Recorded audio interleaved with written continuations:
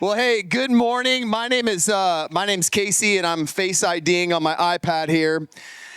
And hey, our mission around here is to help people experience God, and so it's been our prayer. It's been my prayer over the course of the last several weeks as we've been planning for this experience that you would experience God in a personal and meaningful way. And we assumed, man, it's probably wisest if we want people to experience God while being alive, we should move into an air conditioning room. And now, because of all the bodies, it feels like it's 98 degrees in here. Okay. So I'll make this. I'll try to make this quick. All right. I'll try to make this quick. Here's what I know. Here's what I know. I know that in a room this size, there are people who come from different spaces and places in life and different places in faith. Like, I know that there are people in here who didn't want to come to church today, but a family member dragged you to church. I know there are people in this room right now who are actually curious about God. And you're not really sure what you believe about Jesus, but you wanted to be here and you're trying to navigate this process and this journey. I know there are some who are here today and it's been a long time since you were at church. Maybe you grew up going to church, maybe you grew up following Jesus, but at some point around your life, one way or another, you decided, hey, I'm not going to give up on God, but I am done going to church. But you're back. And then, of course, there are some who are here today, and you're doing your best to follow after Jesus, and you're doing it one step at a time, and because of your faithfulness, you're growing in your faith. And I just want you to know, thank you for being here. You belong here. Listen, here's what I know. If we were at the park, maybe some of you would have showed up on accident, but we pulled the rug from out underneath you, and you are not here by accident this morning.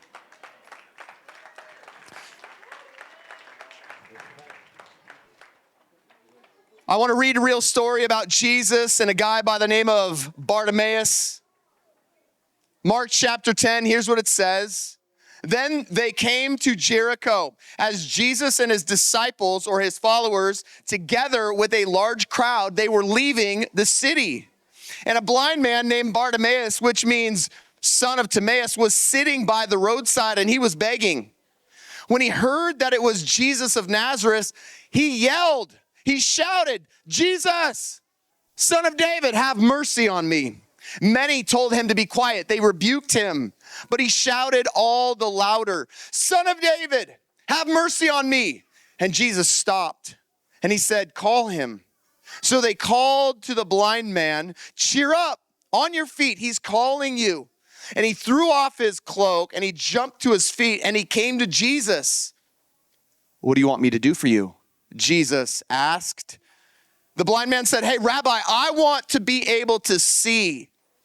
Go, said Jesus, your faith has healed you. And immediately he received his sight and followed Jesus.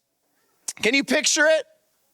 A busy street, large crowds, loud noises, and of course there's this guy right in the middle of the crowds. And he's yelling at the top of his lungs, kind of like what I'm doing right now.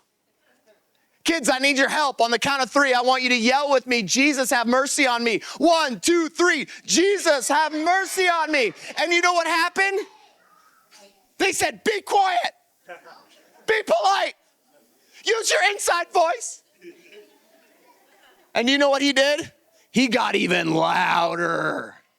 And he yelled one more time, and he got Jesus' attention. There are 3 moments in this story I want us to pay attention to as we navigate this morning. And the first is this: Bartimaeus was stuck. Bartimaeus, he was sitting there all alone. He was begging for money. He wanted somebody to help him out. He was being overlooked. He was being ignored. He was blind and he had nobody who was willing to help him. We all know what it's like to feel stuck. Maybe for you, it's an unhealthy relationship. Maybe for you, you're stuck on a math problem and you're like, how am I going to get out of this? Maybe you got stuck in detention like I did 27 times in 7th grade. Maybe you feel stuck in your career, or maybe you feel stuck in your faith. If you're here this morning, you know what it's like to feel stuck, but here's the question. The question is this: will you stay stuck or will you call out for help? Bartimaeus, he calls out for help. Number one, Bartimaeus is stuck, but number two, Bartimaeus calls out for help. Listen, finding and following Jesus is not about living the perfect life.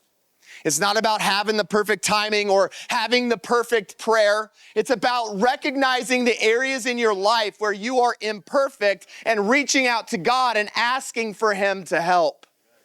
Listen, for those of you who are exploring faith this morning, you need to know that this is where faith begins. It begins by recognizing that you don't actually have what it takes to satisfy your soul. So you reach out to God for help and you ask God, if you're real, would you show yourself to me?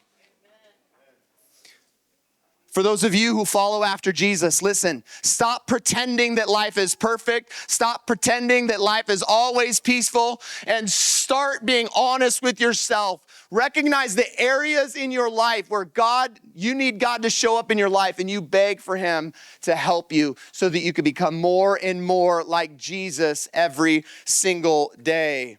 The third and final moment that I want us to notice this morning. Number one, Bartimaeus is stuck. Number two, Bartimaeus calls out for help. And number three, Bartimaeus throws off his cloak. What's a cloak? Anybody have a cloak in their closet? I don't have a cloak in my closet. A cloak is a sleeveless jacket. It was worn to keep us warm, or keep him warm. It was worn to protect him. It was actually also worn as a symbol of identity. And when Jesus called out to him, Bartimaeus throws off his cloak and he comes running.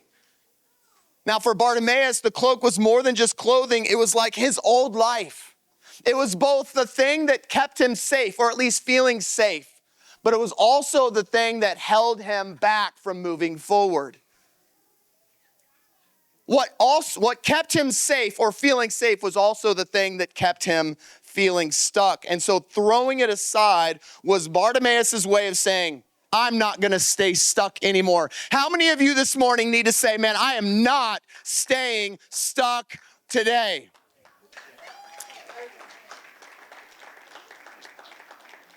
We all have something in our life that keeps us stuck. It might be a habit. It might be a fear. It might be a pain. It might be a relationship. And when we lean into those things in order to survive, you know what else happens? It keeps us stuck. And so what do we got to do? We got to throw off our cloak. We got to say, today is the day I stop being stuck. I'm going to move towards Jesus and throw off my cloak. I love this story. And one of the reasons why I love this story so much is because of the question that Jesus asks Bartimaeus. I love it. What do you want me to do for you? Of course, he's blind. He wants to see, but this is also a question that Jesus is asking each and every one of us this morning. What do you want Jesus to do for you? How do you want Jesus to show up for you? Where do you need the power, the mercy, the grace, and the hope of Jesus in your life? What do you want Jesus to do for you? Bartimaeus, he receives his sight and then he follows Jesus. But you know what? He didn't just get his sight. Bartimaeus didn't just get Jesus. You know what Bartimaeus also got? He got a brand new group of friends, a friendship group that was encouraging, a friendship group that says, hey, cheer up. A friendship group that says, keep going. You got this. God has you. The invitation is the same for you and I. We don't just get what we need. We don't just get Jesus. When we say yes to Jesus and we throw off our cloak and we start following after him, Jesus always also gives us a new group of friends. It may not replace the old group, but it is a new group with a new voice and a new sense of courage and a new sense of support and a new group who's praying for you on their knees saying, God, pour out your goodness in their life. And we all need that, don't we? We need to take a step towards Jesus, and we need to take a step towards God's family. I want to introduce you to a friend of mine who was stuck, who reached out to God and asked for his help. And in his own way, he said, I'm throwing off the cloak and I'm going to follow Jesus. Would you please welcome Darnell to the stage? My name is Darnell, and I've been married to my beautiful wife, Kathy, for 8 years. Together, we have 4 amazing children. Before Jesus, my life felt lost. I didn't really have a real sense of direction for myself or my family. I was just surviving day to day, drifting without purpose, and I knew deep down something was missing. In fact, there was a season before marriage where I was living in my car. I felt hopeless, filled with self-pity, and I kept asking God, why is this happening to me? What did I do to deserve this? I didn't realize then that God was preparing me for something far greater than I could imagine. Through it all, I could hear my mother's voice telling me, son, you need to get your head in the Bible and go to church. God can work miracles in your life that you could never imagine. On October 20th, 2024, I finally decided to listen. Kathy and I decided to go to church, and when we walked through the doors of the refinery, I felt something I hadn't felt in years. This is where we belong. People were smiling, welcoming us, and it felt like home right away. After the service, Kathy looked at me and said, I wanted to come back. And even our kids asked if we can come back. And that day wasn't just my decision. As a family, we all felt God pulling us back to Him. Let's go. Let's go.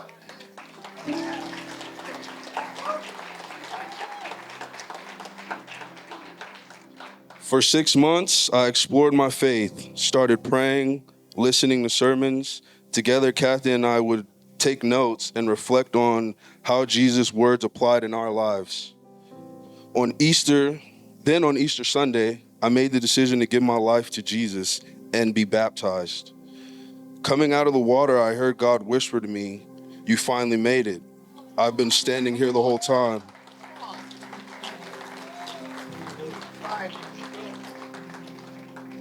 Life still isn't perfect, and I'm not perfect, but God is rebuilding me from the inside out.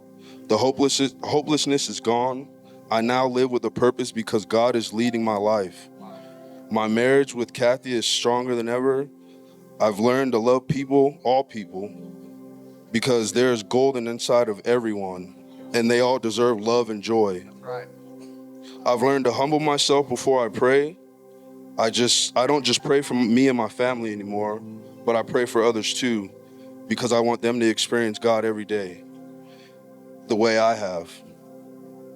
Along this journey, God has surrounded me with amazing people, friends, mentors who have encouraged me to help me grow in my walk with Jesus. I was once stuck, but when I called out to Jesus, He answered. And now I'm following Him and building my life with His people.